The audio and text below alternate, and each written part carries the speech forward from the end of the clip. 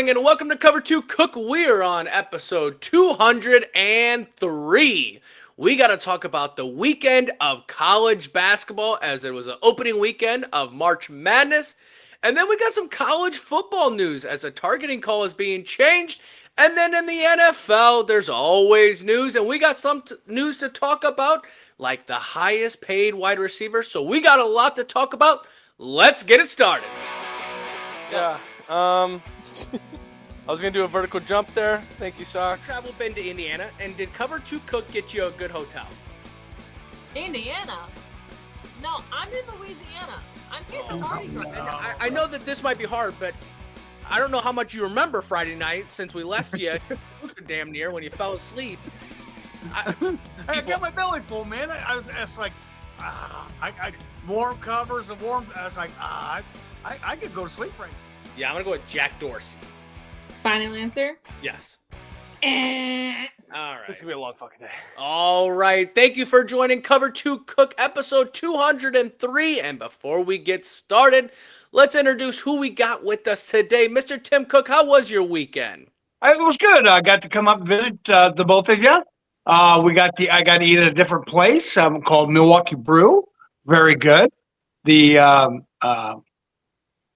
Not the tater tots. The cheese curds were very good. The spicy ones were very good. Even the French fries that had Cajun on were very good. On Sunday, we got to go eat at a breakfast buffet. It kind of reminded me of a place which I was telling you of a place that me and your mom went to at one time up in Tonica. Old rustic kind of old wood, kind of just an older place. You know, it's kind of not. It was popular probably 20, 30 years ago, but maybe not so much now. But it was very good breakfast buffet. Oh my gosh. That desserts were phenomenal.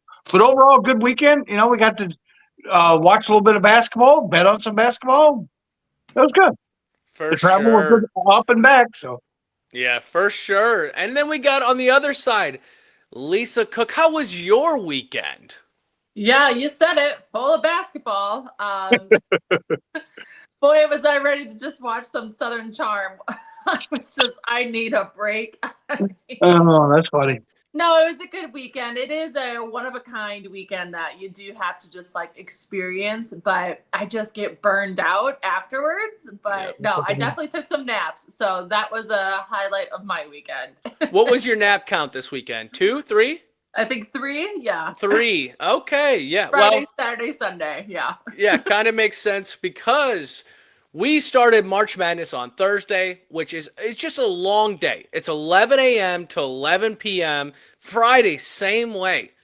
What was your big takeaways of this weekend, Mr. Tim Cook, of the college basketball March Madness opening weekend? I think it's the Big Ten dominating. You had 6 teams now that's going to be in the Sweet 16. You've got Purdue, Illinois, Michigan State, Nebraska, and the big upset, Iowa beating the number 1 seed, Florida. I think the biggest takeaway. And the Blue Bloods are struggling again. North Carolina is struggling. Kansas didn't get out of the second weekend. Kentucky didn't get out of the second weekend. And then UNC, they're talking about firing Hubert Davis. And now Bill Self, I just heard today, he might step back due to health issues. Now, I think Mark Pope in Kentucky is safe because he won on a buzzer beater. I think if he would have gotten beat that first game against Santa Clara, that there might be a little talk of them moving on. They got $20 million invested in their budget for their basketball team, and if you can't get out of the first game of the first weekend, that's not good. Yeah, definitely agree. What did you see this weekend, Lisa? Well, I mean, he names the Big Ten, but the one that disappointed me the most was Wisconsin. I was floored. I had them in the Final Four. So when they lost that first round, I was like, I think I'm going to tear my bracket up. I think I'm done. I give up. But then you got to trust the gut because you know what? The gut's been doing good so far. Okay. I'm happy with that. Besides that small setback. I do have some choice words for Illinois, though. I am in my bracket. I'm actually upset with them because they hurt VCU's main post in the first few seconds of the second, round there.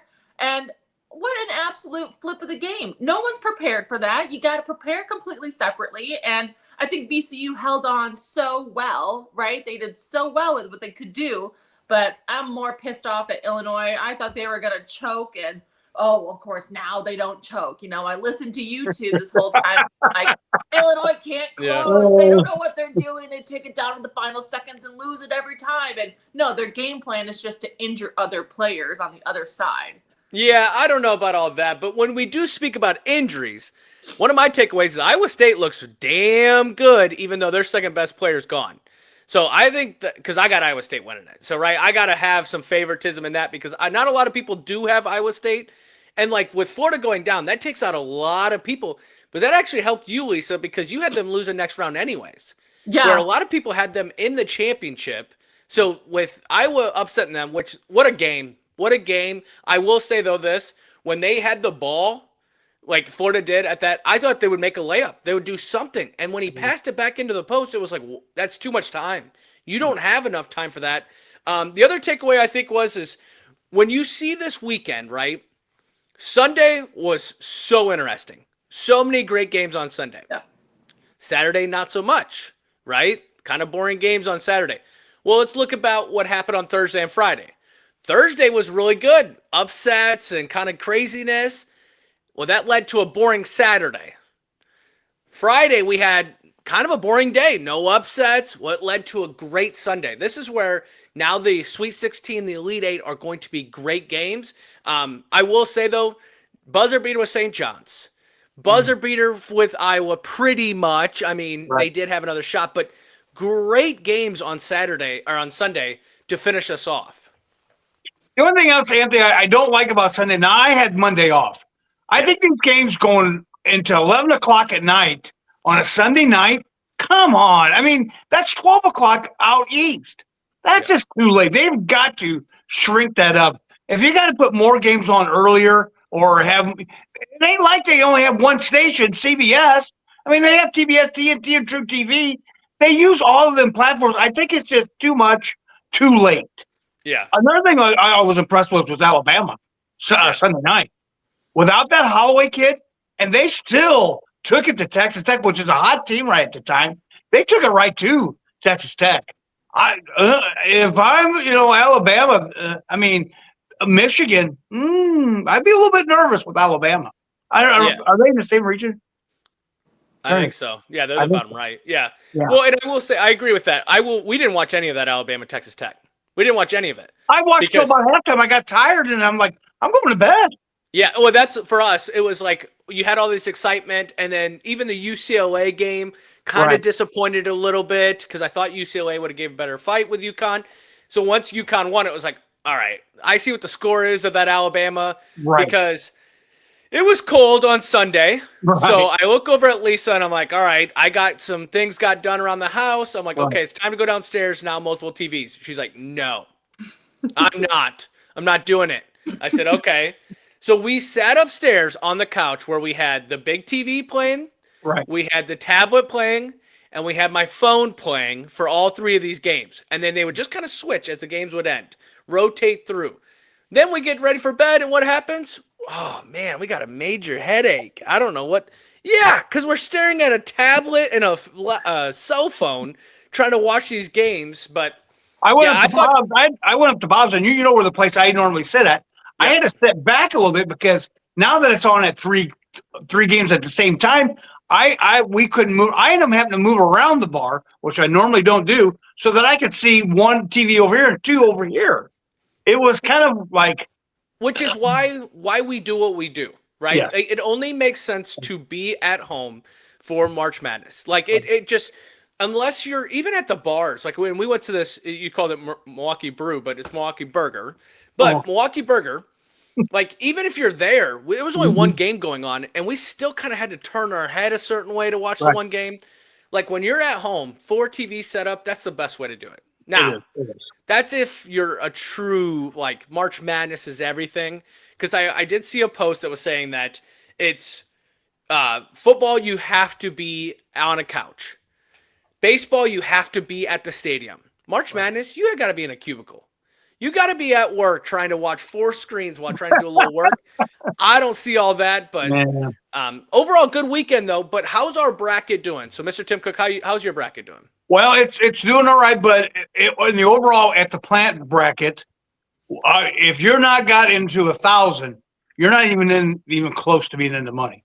I mean, I've got 2 people. One just kind of followed basketball, and Oliver. Oliver, out of the 16 games for Saturday and Sunday, had 14 right. Wow. Yep. That is tough. I mean, he's leading it, but I've got another. I don't know how much he watched basketball. He's in second. Yeah. I think he did because the guy that's training him is doing it, and he just jumped in and said, "Okay, I'll do it." I think he had a little help with him, but yes, it's not doing. Any of your 5 brackets doing good though? 4 brackets? It's still, it's like I said, if you're not, you had to win a lot to stay in it, and I did not win a lot. I mean, it's even out of all the 5 brackets, I think I got one that's close to 1,000 points. That's about it. I mean, the guy that remember I told you that got what do you get 29 out of 32? Yeah, he's not even in the money. Yeah, even after that. So I mean, it's tough. This year is going to be tough. But yeah, overall, I'll probably. I don't know. I'm hoping to sneak in there at the end, but I don't know. I don't think so. Yeah. Well, and Lisa, I know you said your Wisconsin obviously took a hit, but otherwise, how has the rest of your bracket done? No, really, that's only my major hit. I feel like I've done a pretty good job at like predicting some of these upsets here. You know, and you usually like it flips on you, right? The other upsets hit when you weren't expecting them to, but I think otherwise I'm doing pretty good.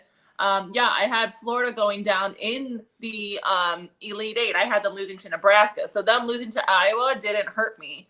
Yeah. Now I hope Nebraska can just beat out Iowa here. So that'll be a good game that I'm interested in watching. Yeah, and if Nebraska wins, that's a lot more points that people that picked Florida, like myself, that had them in the Final Four, like in there. So yeah, I think my bracket sucks. I'm gonna be honest. Yeah, he's actually beating you by over 100 points. So yeah.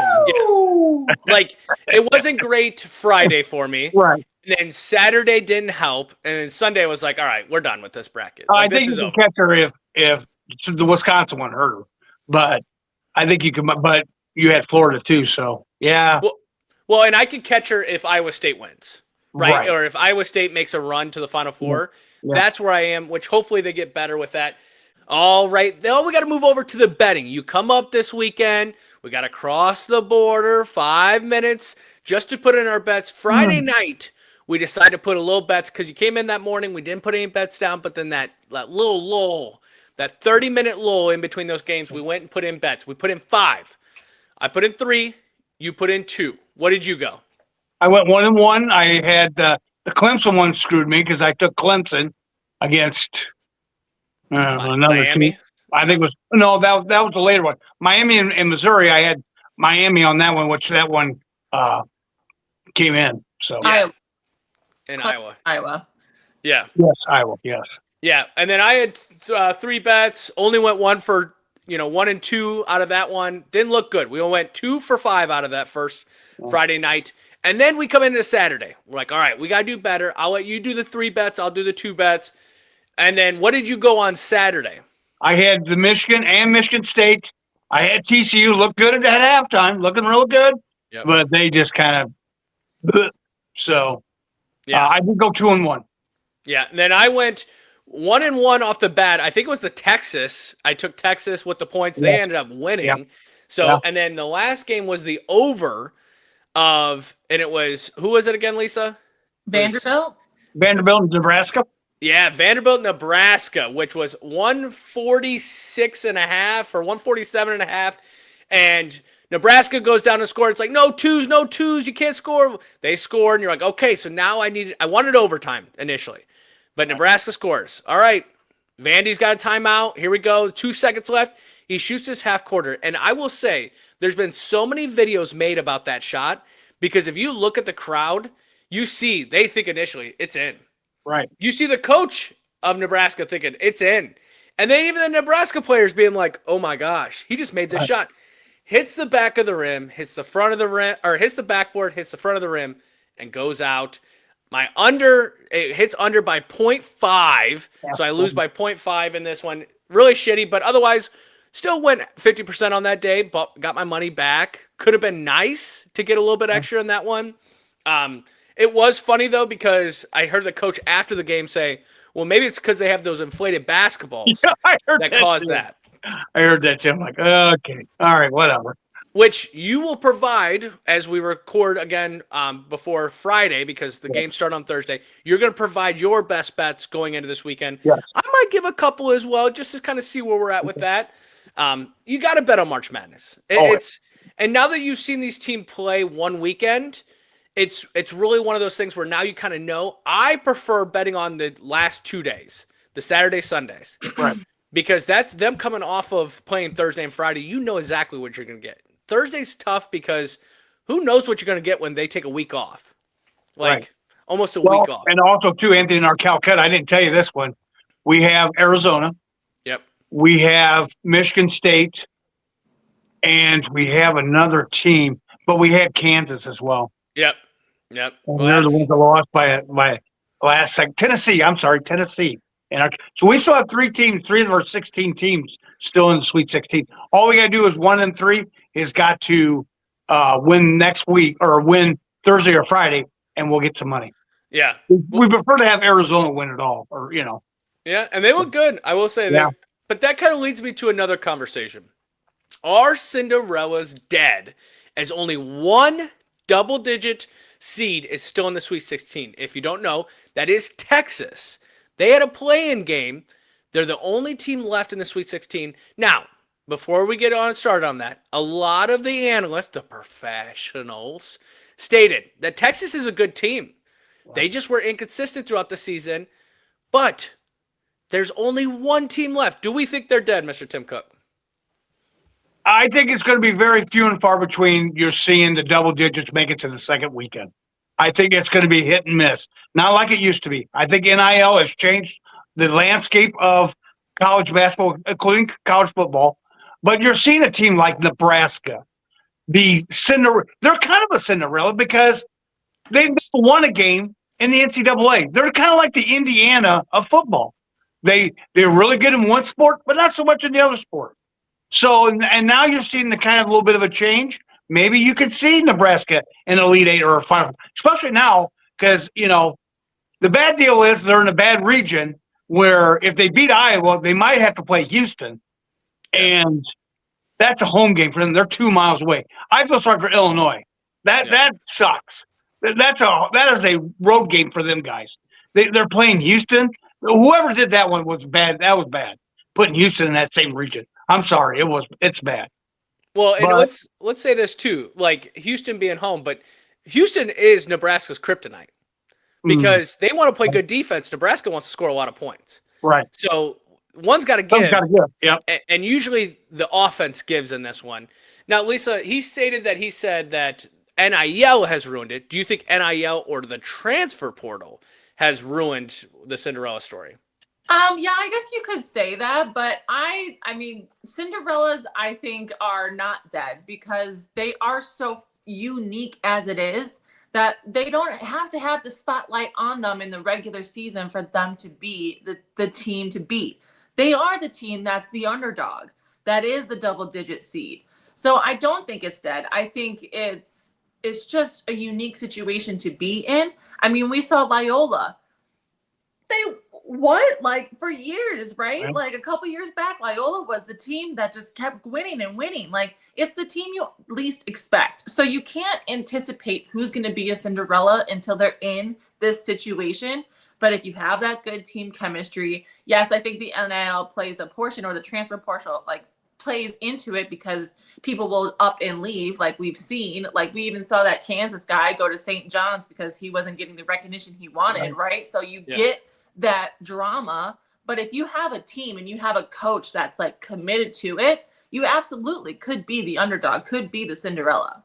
Yeah, so maybe the Cinderella story has changed more than it is that there is no more Cinderellas. Like, I do agree with you. I think an Iowa beating Florida now makes them the Cinderella because it's a 9-1.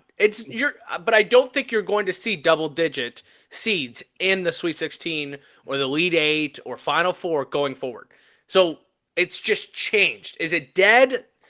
I guess on how you look at it, it has. It's dead. Like it's no longer going to happen. But at the same time, I just think it's rooting for a team that no, they weren't going to win. Okay, they won one, but can they win a couple more now? Because Iowa's a perfect example. I don't think Iowa going against Nebraska, that's just a conference game. Yeah. So if they can win it, now they are the Cinderella because they took down the defending champs, the number one seed, things like that. But yeah, like Texas, I don't even see Texas as a Cinderella story because they have all the talent. They have the players to go. They should have been a higher seed if they just would have been more consistent throughout the season. So I agree. All right. Well, that is enough of the March Madness. We will talk about it next on the next podcast, as we will talk about what must-watch games and who we think is going to come out of that. Those games going into the Elite Eight. But there is new college football news. There's been a new call on the targeting.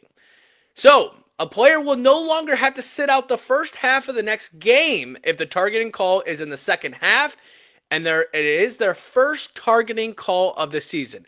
I totally agree with this. I don't understand why you get punished for the next game. It shouldn't be 4 quarters. This isn't high school bullshit. This is college. You should only have to sit out for that game. So if you do it in the second quarter, you're done for the rest of the game. You do it in the fourth quarter with 2 plays to go, doesn't matter. You're done for that game. Now, what the wrinkle in this is that I don't think anyone's talking about, it's only if it's the first targeting call of the season. So if you have multiple throughout the season, you're going to go back to the old rule on this one. I do see them fully changing this where it's just the full game. It doesn't make any sense. But Lisa, what do you think about this one? I agree. I think it's a good call because, like, even when we see some of these targeting calls, now I don't keep track on who's got the targeting calls already in the season, but like when we watch some of these, like you can see that like it wasn't intentional and it like, but it just happens, right? And I don't think anybody's intentionally trying to hit somebody with the crown of their head. Like, you probably already have CTE if that is the case. Right. But I just think that like that it's fair to take them out for the rest of the game. I think that, then you give them a check-in and don't do it again. And no, I think it's a fair call. Well, and it's just like a flagrant foul, right? You can get more technical or anything like that. You leave that game, but you don't get punished for the next game. But what do you think about this, Mr. Tim Cook? Yeah, I like the rule. I do because but who's keeping track of if it's their first one of the year? NCAA, I bet. So is NCAA going to ring down to the referees and go, "Oh, hey, this is their 5th one"? But what does that matter? Because it doesn't. Even if it's your 5th one, it affects the next week anyways. So It's not that game. So like if it's a targeting, the ref kicks him out. Boom, it's over. That kid is walking to the locker room going, "That's my 5th one. I'm not playing that next game." Right. Which I don't know how many players have got more than 2 in a season in general. Right. And I like it that way. They're not punishing for a first offense. But if you're a multiple person, then they need to, and maybe if you've done it multiple times, I don't know, but if you've done it multiple times, maybe it's multiple games. Yeah, no, I don't agree with that because I think all you're punishing is your safeties and your DBs. Maybe your linebackers as well. Right. Again, this is all towards the defense, just to make the game more high scoring. Like, Right. I think this helps the defense go, hey, and this really, I think what came into consideration is because when the bowl games come around, we don't want to see best players sitting down because of targeting calls, because of something that happened 2 weeks ago, because now bowl games are 2 weeks in between each other or whatever. Or the college playoffs. Right. Yeah, that's what I meant, like the college playoffs. But that's where I think the targeting call matters, because if it's the right before the national championship and he did it in the 4th quarter, no. I want to see him play in that national championship game. Right. He shouldn't be sitting out for it. That's again, it's prior. Well, yeah, but even if it's happened before, I don't care. Like the NFL doesn't do that shit. Right. Find them, find the players. I don't care because they're making money anyways. Find the college. Who cares? Right. But the players shouldn't be affected because all that affects is the fan not seeing my best players play, and that's not acceptable. Right. So, all right, and then we got one last topic today: the NFL. We watched a little bit of this flag football over the weekend, and if you did tune into it, now I think it was in Dubai or something like that. Tom Brady kind of was the host of it. His team didn't even make it to the championship. The U.S. flag football team dominated. Now I'm going to go around the table and see what you guys think. Does the NFL players even have a chance to make the Olympic team by 2028? I'll start with you, Mr. Tim Cook. Do you think they have a chance? No. I think Wow. I played with that team that you got that played against them guys. I know that when we talked about this, they'll have a couple years to get the rules. Them guys one guy looked so quick. And this is what they specialize in. I think the NFL players, I heard now that Justin Jefferson like to tip his toes into the water of this. But what NFL team is going to say, yeah, you go over there and play that, and then you get hurt? And now we just found out JSN's getting $40 million. Do you think the Seattle Seahawks are going to let him play in this preseason or exposition game called flag football? Not a chance in hell. I don't think they play. I think you take that team that played against them, and you take them because I think they'll beat anybody. That team looked really good. When they outscore everybody, when they score like 120-some points in 3 games, I mean, they kicked the shit out of the NFL team. Yeah, okay. I say you leave what's good. They're NFL for a reason. NFL has their own rules. Flag football has their own rules. They have their certain athletes. We have our certain athletes for NFL.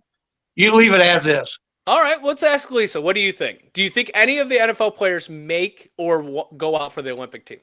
I definitely think they go out for it. I definitely think they try. I agree with Tim that, that team is solid. I mean, like I said, kind of the same thing with the Cinderella story. Like, when you have that team chemistry and that camaraderie, like, that's a huge difference when you're, instead of bringing in piece here, piece here, piece here. Now, granted, like, I was shocked to see Odell out there. Like, and I asked you guys, I'm like, is he even still playing? Oh, he doesn't have a contract. So, like, Right.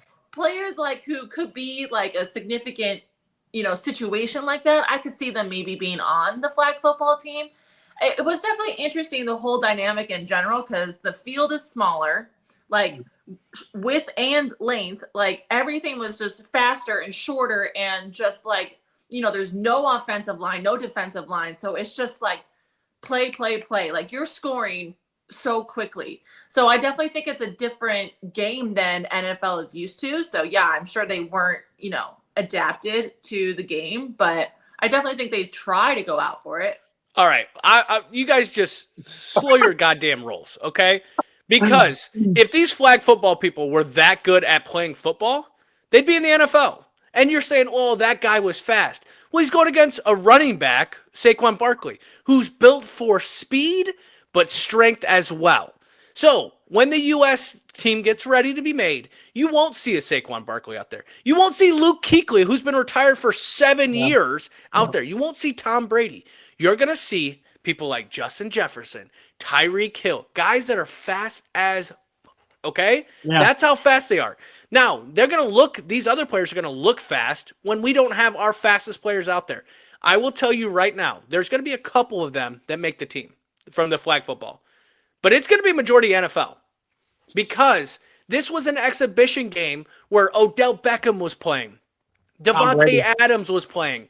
Like, there was players that are good in the NFL, but they're not the fastest guys. And we just watched how it is all about speed. No strength needs to be in it, so you don't need linebackers.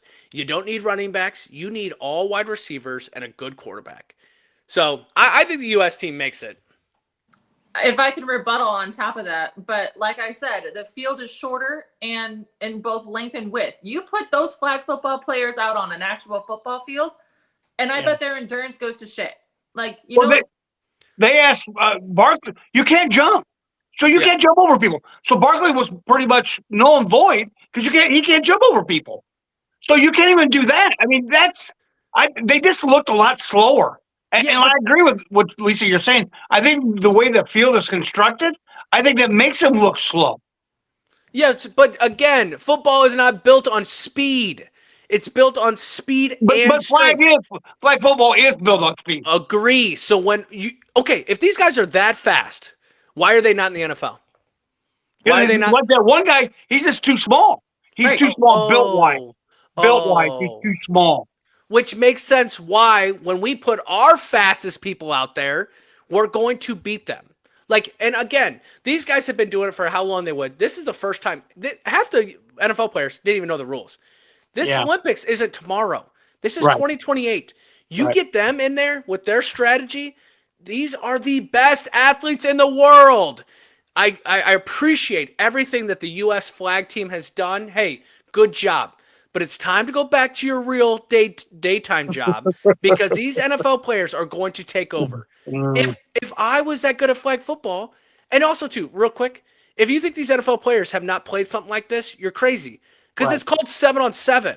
Yeah. That's all it is. They do it in practice. They literally do the same thing, except for they wrap up or they tag them, which is the same thing that they'll do when it comes time for flag football. All right, we're done with that one. Yeah, you better hope they win a gold then, buddy. Well, they will. I mean, so here's the thing I will say about this.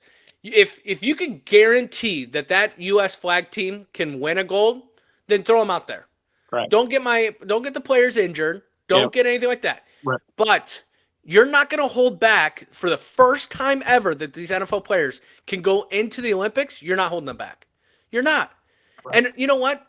We in the U.S., we don't take silver. We take that medal off before we even get into the Right. dugout. Okay? Right. Right. We win gold. Right. We win it in hockey, and we're supposed to win it in baseball, and we didn't. We're not Yeah. going to allow that to happen in football. Okay. What, Lisa? What craziness do you have to say? Don't we have a U.S. football team and they suck? So why isn't the NFL going to that team to play against the international teams if that's what baseball and hockey are doing? Okay, so hold on. Relax, okay? First off, the U.S. football team that you're talking about is D3 football players playing on it, okay? It's not the D1 of the best playing on it, okay? So back up, relax. I'm surprised I didn't get invited and I never played, okay? That's how crazy this statement is, okay? But you don't see the D1 Alabamas, the LSUs, those guys going to play. You wanted the closest thing to that? A Senior Bowl. But guess what? Even in the Senior Bowl, the best players don't even play in it. Yeah. So it's U.S. will dominate whoever they put out there, but to hold back NFL players is absolutely dumb. All right, we got to move on. Other things as well. Jackson Smith-Njigba gets a record deal as the highest paid wide receiver, and Travis Kelce signs a $54.7 million contract. You know what, Jackson? You deserve every dime of that because you looked absolutely great out there. Travis Kelce, I could care less. You retire. I don't care. This Taylor Swift thing is over. But what did you think about when you heard about this, Mr. Tim Cook? I think the JSN one, yeah, I'm glad he got his bag. The only thing that makes me nervous is Mr. Darnold going to say, hey, he's getting paid more than me? I'm the one giving him the ball. Yeah. I think I should be getting the money, which we also heard, I watched on ESPN. They were going to sign him, Devin Witherspoon, which is the quarterback on the team. They were going to put all their money into them two players, and that's why they didn't do anything during the free agency, because they're going to stick all their money into them young players. Yeah. This makes me nervous about Mr. Darnold saying, hey, I want mine. If it wasn't for me giving him the ball, maybe he isn't quite as good. Yeah, so what I read is Darnold's getting paid. Like, Darnold's getting paid, Jackson's getting paid, and the Witherspoon they said they thought it was going to be higher, not as much now. But what did you think when you heard about this? I know you're a Taylor Swift follower, but what did you think about Travis Kelce getting his money, Lisa? I was surprised he did a 3-year deal. Like, I thought he was just going to do Yeah. one more year and get that, I did it thing, but doing 3 more years, like, buddy, good luck. Yeah. I don't think he fulfills a contract. I truly don't. It was so hard to even get him back this year. I don't think he does the 3 years. I think it's just one of those things where it's like, we'll put you on the books for 3 years and hope we get our money back when you decide to retire. Yep. Last news in the NFL, the New England Patriots are rumored to be in hot pursuit of A.J. Brown.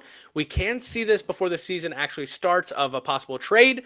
I think this is a good addition for the Patriots. I know they went and got Romeo Doubs, but we did talk about they need that solid one. This makes total sense for them. I think it also makes sense for the Eagles as well because the New England Patriots have a lot of young talent as well. So what can they get for A.J. Brown? But what did you think about when you heard about this, Lisa? Nope. Take it over to Tim. All right, there it is. Mr. Tim Cook, what do you think? I think New England needs a number one. They don't have a number one. They have a number two in Dobbs because now you got rid of Diggs. I think that this would be a great pickup for them. I don't know if they go back to the Super Bowl, but I think it's a great pickup. Yeah, well, It would be a great pickup. anything to help out Drake May because he did not look good in the Super Bowl. No. All right, well, that is episode 203. We had a lot to talk about with college basketball. We had some college football in there, and we had NFL as well. We will be back on Thursday, not Friday. Thursday, as we'll be talking about the must-watch games of college basketball for the weekend. We can't predict the future, but we're going to try to tell you who we think wins and makes it to the Elite Eight. If you like what we do, follow us on Instagram, TikTok, and YouTube. Have a great couple days because you're only going to see this the next day. Have a couple great days and then see us on Thursday.